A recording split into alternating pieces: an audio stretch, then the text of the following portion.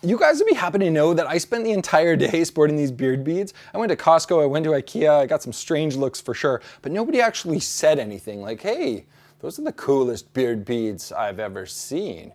Great job. None of that happened. I'm sure most of the women were repelled by the repugnant nature of these beard beads. But that's not what today's video is about. We already did the beard bead video. If you didn't check it out, I'll put a link at the end. You guys can check that out. But today, one of my customers has brought me something very, very cool. Ha! Ha! Ha! All right. Okay, well that is way too much fun.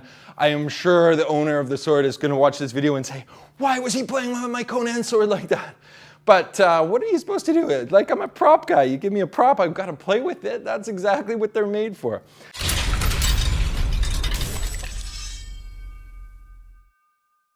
Hey everybody, welcome back to the workshop. My name is Levi Woods, and today I have a very, very cool project on the bench.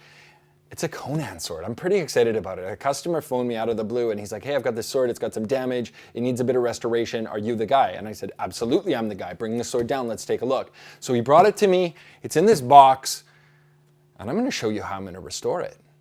Even the box on this is cool. Like, this has got the maker's mark burned right into the side of it. Now, this particular sword, I'm sure it has like a certificate of authenticity. This is the care of the sword. This is what you're supposed to do so that the sword doesn't rust. It's like gun oil of some sort, which is fine. Any sort of oil on blades is fine as long as they're kept, lint free. So what we're gonna do is we're gonna take a look at this first. Now here's another thing, if you guys are storing swords in boxes, you should definitely have some desiccant packs. You can get these from shoes or other garments, and it's a good idea to keep a couple of those in there. Pull this sword out. Whew. It's a heavy little beast. It's pretty cool.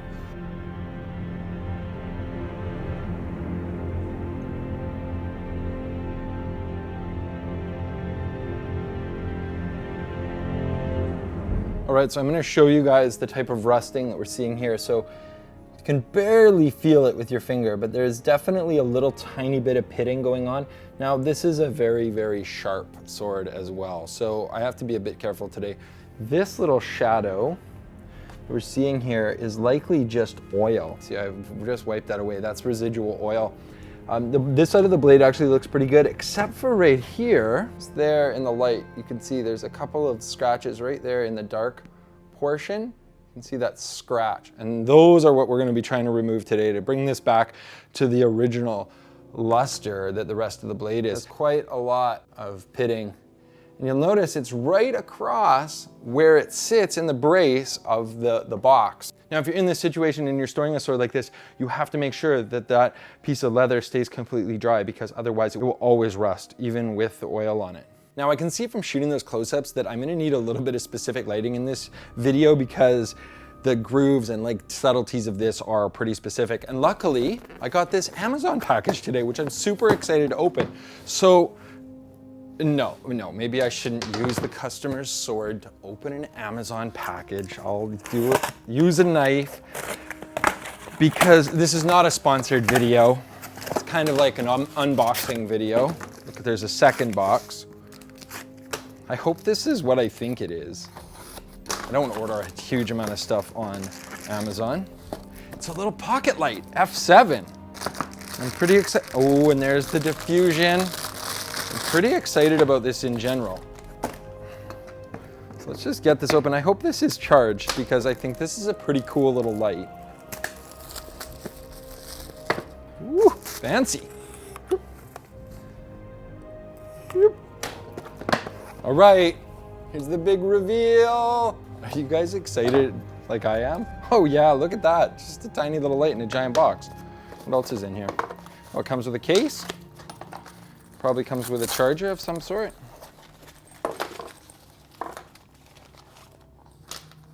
Cord, little mount, the light, the power. Well, there we go. Oh, it is like, that is a crazy, crazy bright light. Like, look at that. I'm gonna turn it way down here, and then I'm just gonna put it off to the side. That is damage from the previous repair. Check that light out, it's pretty cool. Just stands up. You can see there's quite a lot of pitting. The rust is on the cutting edge as well as on the blade. I have to remove all of that. Now flitz I absolutely love. There's links down in the description below. If you use my Amazon links, then I get a small kickback and that helps support the channel. Now because I'm into armor, there's two choices. There's white paper towel and there's blue paper towel. Do not use the white paper towel. It's awful, it scratches things. This blue paper towel, however, is okay. So I'm just gonna get in here and I'm gonna start to rub this out. And this should take most of the dark color off of it. Now, if this was very minor, we would be able to just remove everything with this flitz. And you can see what happens to the rag. So you kind of have to move to a new spot and it's starting already to disappear. So this is stage one. This is a mild abrasive, so I'm actually polishing some of the sandpaper lines out of this. So that spot in particular is bad because what we don't want to do is repair it in a way that it changes the profile of this line. See, the flitz takes away the color and you get to see that that rusting is actually etched in. This is the kind of acid etching that I wish we could reproduce really easily on Swords for Movies. It's actually a little bit worse than I thought. That is gonna be tough there. Okay, there's with the flitz. The dark color is gone for the most part. Now it's just the etch that's left. And this part up here, you almost can't see it. There's just a shadow of it. Now this other side, so that red rusty color the flitz got rid of really easily. And you know, it's no fault of the owners. I mean, this can happen so quickly. Luckily, it's all here at the tip. So I'm gonna try to tackle these one at a time. And I'm gonna start right here on this one, and I'm hitting it with 150 grit, which I know is gonna aggressively get into that. And I know some of you guys are probably cringing that I would take 150 grit to a sword like this, but I think that the pitting is deep enough that I have to. I'm going at first with the grain, and then I'm gonna go across the grain.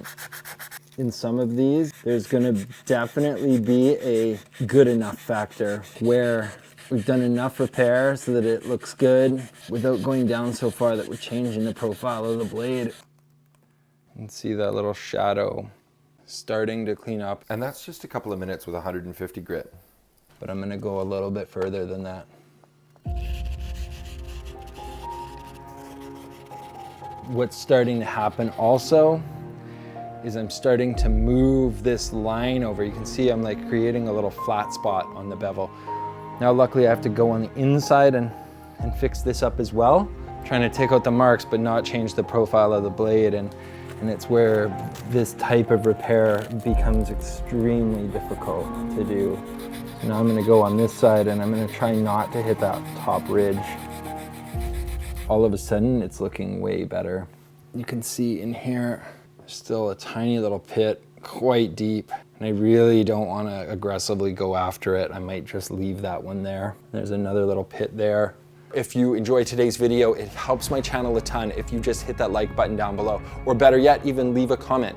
And if you hate the video, feel free to leave a dislike. That also helps. I mean, I don't care, thumbs up, thumbs down, whatever your opinion is, either way it helps the channel.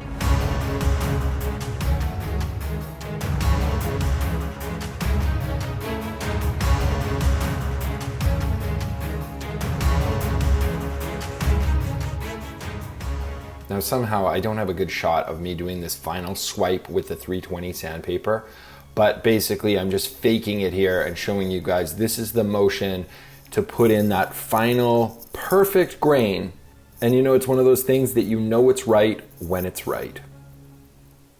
Now this is a piece of 180 grit sandpaper wrapped around a file, and I'm basically rocking it until I can feel the exact edge geometry, and then I just take it nice and slow.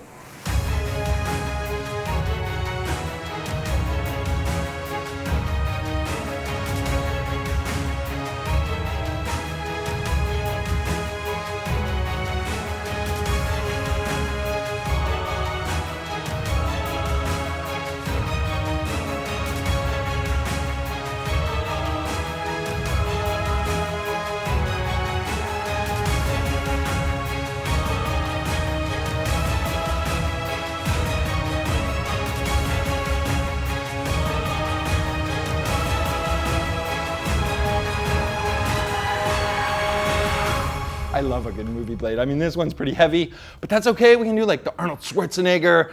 How massive do my arms look when I hold my sword like this?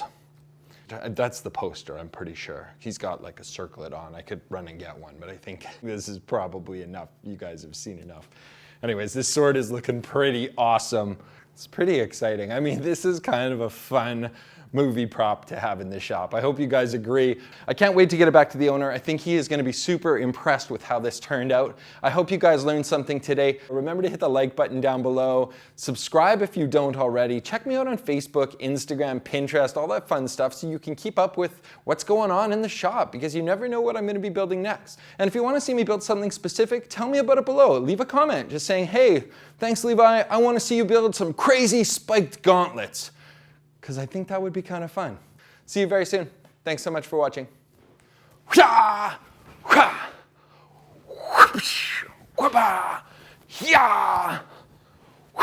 As Levi takes out his camera.